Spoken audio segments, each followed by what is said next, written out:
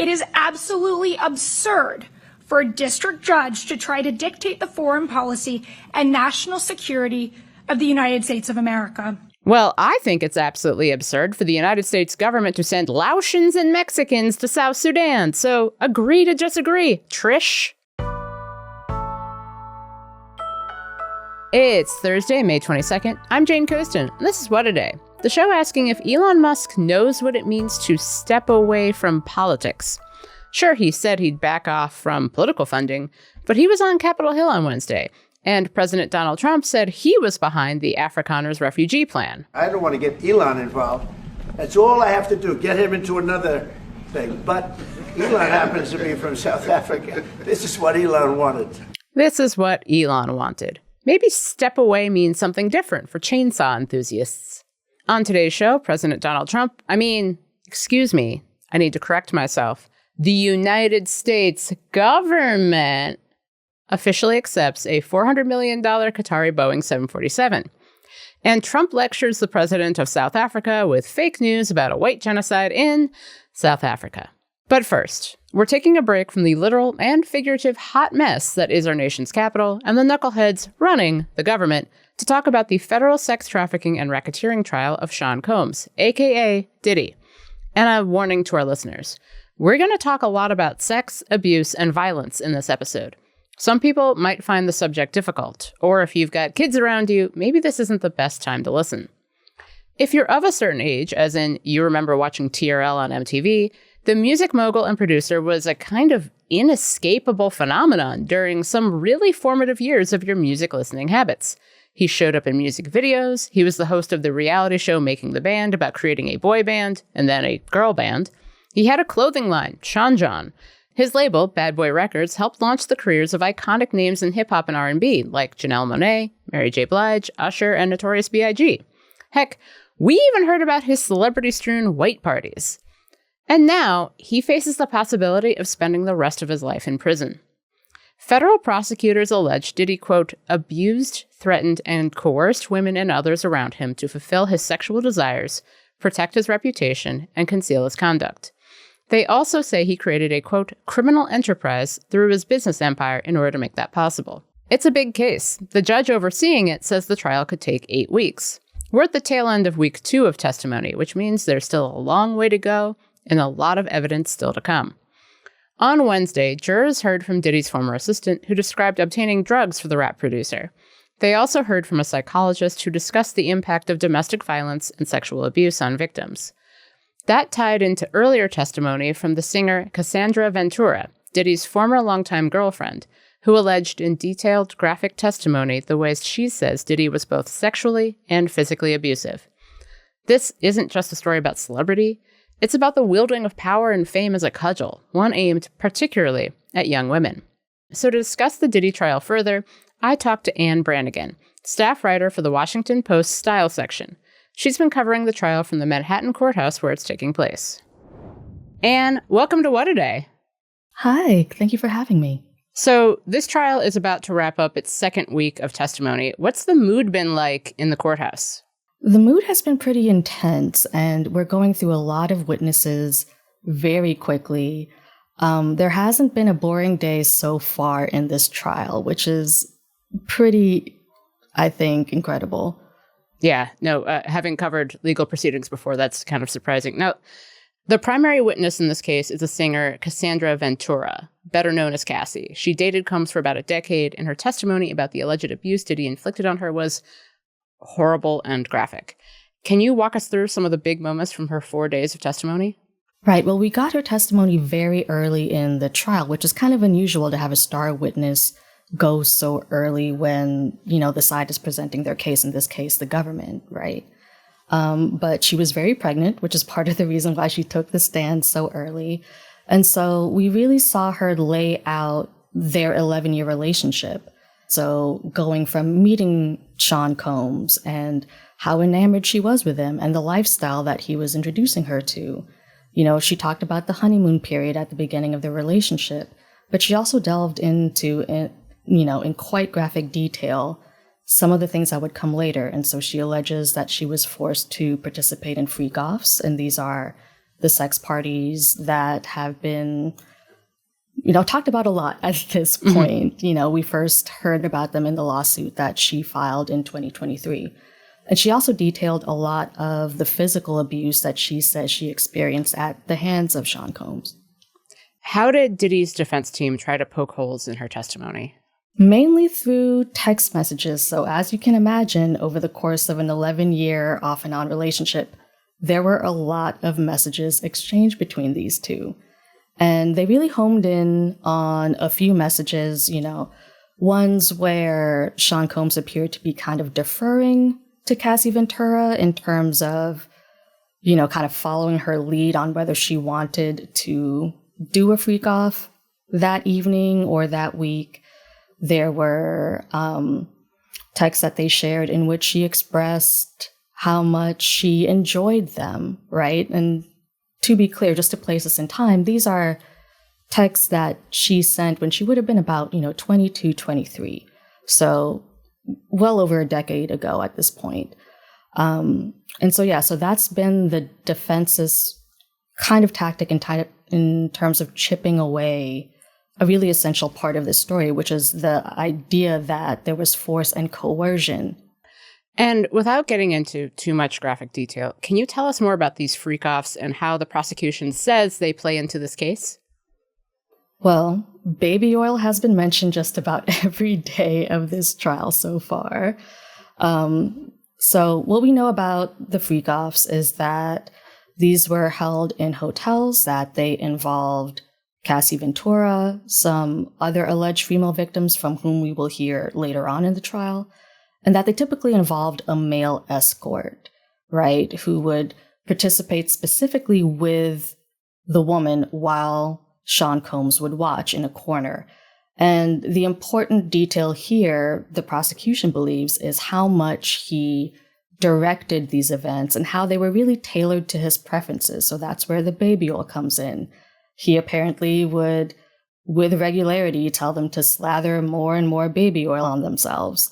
He was very involved in terms of the lighting of these rooms. He had very specific demands in terms of snacks and drugs provided. So that's what the prosecution is laying out to kind of corroborate the argument that Combs was really driving these sex acts.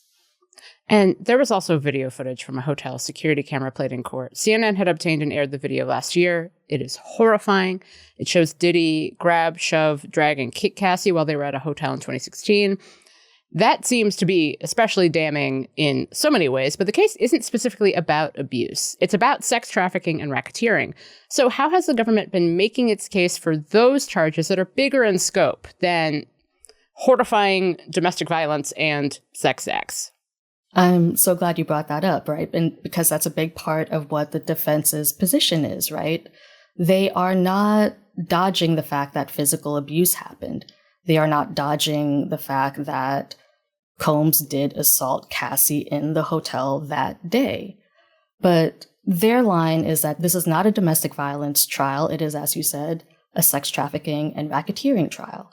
So essential to the sex trafficking charge is trying to establish that you took part in a commercial sex act under force, fraud, or coercion. And so that's why we see the emphasis on physical abuse, right? And why we have other witnesses corroborating the fact that Sean Combs was violent, that he would get violent with little provocation. It's because they want to establish that these are the reasons why Cassie Ventura might have participated in sex acts that she did not actually want to participate in. Right, and would be texting in a way that might seem like she was into it, but she may have been coerced into doing so and feel frightened. Exactly. And another element that comes up, too, is the fact that these acts were videotaped. And something that she said in her testimony was that that would be used as sort of leverage against her, as blackmail, so that if she left him, he would threaten to release those videos. Something that also came up is the amount of financial control he had over her. And that's not just in the fact that he owned and, paid the rent on her homes, right? But Combs was her boss, right? She was a bad boy artist, and Bad Boy is the label that he founded. And so her career was really in his hands. And so those are the things that the prosecution has stressed in order to try to make those connections. Cassie wrapped her testimony on Friday. Who are some of the other notable witnesses we've seen at this point in the trial? We have seen some very colorful testimony, I'll say. So we've heard from law enforcement agents. We've heard from a couple of the men who participated in these sex acts, you know, a male exotic dancer who goes by the nickname The Punisher. And yes. Okay. We also heard from Cassie Ventura's mother, who shared, to me, some really striking testimony about how Combs demanded $20,000 from her. And that $20,000 was because he said that was money he spent on Cassie Ventura. And he wanted to be reimbursed because she had been with another man. Mm-hmm. Yeah, I read a little bit about that testimony. And, you know, the person she had been with was the rapper Kid Cudi, whose real name is Scott Mescudi, who's expected to testify today. He briefly dated Cassie while she was involved with Diddy, and his car exploded after, he alleges, a heated argument with Combs in which Combs threatened to blow up his car. What can we expect from his testimony? So he's definitely going to be asked about that event, right? Because it's mentioned in the federal indictment. You know, part of the racketeering charge is arson, and arson relates directly back to that very specific act of his car exploding. So he won't be on the stand for very long today because they have a lengthy list of witnesses that they want to get through before the Memorial Day weekend break. But we can definitely expect him to give us some more detail about what happened there. As someone who's been catching updates on TV and in the news, the evidence presented so far would seem to be especially damning for Diddy, one of the most influential people in the music industry. I was talking to one of my colleagues about how, like, if you're around our age, there was a period of us being teenagers where, like, he was kind of inescapable, like, either through his fashion or his music or just, like, being a famous person. Even if he's acquitted of these charges, what kind of reputational damage has this trial inflicted? I've been thinking about that a lot, right? Because, you know, the jury has a job of looking at this very sort of narrow and specific scope of alleged crimes of behavior. But this has fundamentally, I think, reshaped his legacy in a way that I think we're still going to be reckoning with once the trial is done, no matter what the outcome is, right? We know a lot about this man now that we perhaps did not want to know. And I mean, like you know, his music was a big part of my childhood, right? And maybe it's because the news is everywhere right now. Maybe it's because of the level of detail that we know. But it's hard to listen to that music now without thinking about some of these things. Anne, thank you so much for joining me. Thank you for having me. I really appreciate it. The Trump media machine counts on people like you tuning out to, I don't know, watch The Valley or something like that. What a Day compresses the chaos into something irreverent, engaging, and fast, giving you the news without the grief. Subscribe to our channel. It's easy and it helps us out a lot, and I would appreciate you. Thanks for watching. What a Day is brought to you by Nutrafol. Hot days, humid nights, and nonstop plans, all that heat can increase hair shedding, while a packed schedule can add stress, which can impact your hair. Nutrafol's whole body approach and clinically tested formulas support your hair from within, so you can focus on living your best life all summer long. You may have heard of Nutrafol's hair growth supplements and wondered, do they actually work? It's a fair question. Many hair supplements overpromise and underdeliver. But Nutrafol is different. As the #1 dermatologist-recommended hair growth supplement brand, it's trusted by over 1.5 million people and is clinically tested to deliver real results in just 3 to 6 months. Everyone's root causes of hair thinning are different, so a one-size-fits-all approach to hair growth doesn't cut it. Nutrafol has multiple formulas designed to give your body what it needs to grow and support your hair's unique needs. Whether you're navigating postpartum, menopause, a plant-based lifestyle, or simply looking to see less hair shedding, Nutrafol has you covered. And while many supplements rely solely on ingredient studies, Nutrafol clinically tests its final formulations using advanced hair measurement tools like hair counts and pull tests to track real improvements in growth, quality, shedding, and texture. And it's not just backed by studies. Their research is published in peer-reviewed journals and vetted by doctors, ensuring scientific rigor and reliable results. This summer, stop worrying about your hair and start making memories. For a limited time, Nutrafol is offering our listeners $10 off your first month subscription and free shipping when you go to Nutrafol.com and enter the promo code DAY. Find out why Nutrafol is the best-selling hair growth supplement brand at Nutrafol.com, spelled Nutrafol.com, promo code DAY. That's Nutrafol.com, promo code DAY. Headlines. What a group of golfers South Africa's had on Yes, there. yes. There must be something in the water, right? It's Yes. something good. These two guys are It's unbelievable. It's the water set. President Donald Trump met with South African President Cyril Ramaphosa in the Oval Office on Wednesday. After the two initially exchanged pleasantries and discussed golf, Ramaphosa brought two South African golf legends to the meeting. Smart. President Trump moved on to another favorite topic of his, misinformation. Look, these are articles over the last few days. Death of people. Death. Horrible death. Death. I don't know. To pick anyone, white South Africans are fleeing because of the violence and racist laws. More specifically, Trump harped on the idea that there is a so-called white genocide happening in South Africa. This is false. A South African judge dismissed this in February as non-existent. Just weeks earlier, President Trump issued an executive action allowing Afrikaners to resettle in the U.S. So far, 59 white Afrikaners have arrived in the U.S. as refugees. When a reporter from NBC News asked why it was appropriate for the United States to take in white Afrikaner refugees when other groups like Afghans, Venezuelans, and Haitians have had their protective status revoked, Trump called the network truly fake news. Later on in the meeting, he called for an investigation into NBC's parent company, Comcast. Free speech is alive and well in the Trump White House. At another point during the meeting, the lights in the Oval Office dimmed as Trump played a video purporting to show violence against white Afrikaners and mass burial sites for white farmers. President Ramaphosa wondered aloud where exactly the mass graves were located. Those people were all killed. Have they told you where that is, Mr. President? No, I'd like to know where that is, because this I've never seen. After pausing, Trump answered, "It's in South Africa." But, according to Barron's, one of the photos depicted a grave located in the Democratic Republic of Congo, which is a different country. The Trump administration received another judicial rebuke Wednesday. Another one! U.S. District Judge Brian E. Murphy in Boston called an emergency meeting to discuss reports that immigrants were being sent to South Sudan in violation of a previous court order.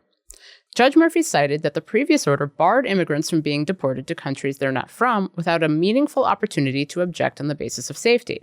He warned everyone involved in an illegal deportation risks criminal contempt. According to the Council on Foreign Relations, South Sudan is suffering from one of the worst humanitarian crises in the world. Department of Homeland Security officials said 8 immigrants were deported Tuesday. They claim that the migrants, who are from Cuba, Laos, Mexico, Myanmar, Vietnam, and South Sudan, are criminals. During a press briefing Wednesday, DHS spokesperson Tricia McLaughlin slammed what she calls activist judges. It is absolutely absurd for a district judge to try to dictate the foreign policy and national security of the United States of America. Well, I think it's absolutely absurd for the United States government to send Laotians and Mexicans to South Sudan, so agree to disagree, Trish. Anyway, McLaughlin would not confirm a final destination for the migrants. Thank you so much, and thank you so much for the moment of silence and the kind words of remembrance on behalf of our dear colleague, Gerry Connolly. House Minority Leader Hakeem Jeffries paid homage to his late colleague, Democratic Representative Gerry Connolly. Connolly had represented Virginia's 11th district since 2009. He died on Wednesday after battling esophageal cancer. He was 75. Connolly was widely known for his fiery spirit, along with his business and infrastructure efforts in Northern Virginia. Over the course of his career, Connolly expanded the Metro Silver Line from the D.C. suburbs to Dulles Airport. Here he is during its opening ceremony 10 years ago. This is going to transform this corridor into something a lot more livable, a lot more environmentally friendly, a lot more commercially successful, and is going to make a difference for generations. Late last year, Connolly announced his illness and said he would fight his disease. In April, however, he announced that his treatment had been unsuccessful, that he would not seek re-election in 2026, and that he would step down from his leadership position on the House Oversight Committee. Last December, 1 month after announcing his cancer, Connolly beat out Representative Alexandria Ocasio-Cortez to become the ranking member of the House Oversight Committee. Connolly's death is the third of a Democratic lawmaker since November's elections. Defense Secretary Pete Hegseth accepted a Boeing 747 from Qatar on Wednesday, which is a weird thing to say, right? In a statement, Chief Pentagon spokesman Sean Parnell said the secretary complied with all federal rules and regulations in accepting the jet. Parnell also said that the Department of Defense will make sure it's safe for a president of the United States to fly in, to transport the president. Some Republicans and Democrats alike have criticized the gift, saying accepting it violates the Constitution. But President Trump has continued to defend the gift, because of course he has. In a Truth Social post last week, Trump said, quote, "Why should our military, and therefore our taxpayers, be forced to pay hundreds of millions of dollars when they can get it for free? Ah yes, there's the businessmen we know. And taxpayers will be paying to refurbish the plane, so really it's only free for one person." Trump was asked about the jet during his Oval Office meeting with South African President Ramaphosa. Ramaphosa piped in. I'm sorry, I don't have a plane to give you. I wish you did. I'd take it. I would take it. If your country offered the United States Air Force a plane, I would take it. Okay. Of course you would. Shocking, but not surprising. And that's the news. That's all for today. If you like the show, make sure you subscribe, leave a review, let me be the liberal Joe Rogan, and tell your friends to listen.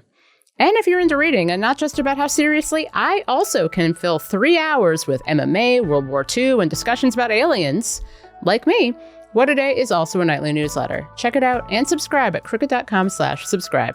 I'm Jane Coaston. And alternatively, we could come up with additional ideas besides that one.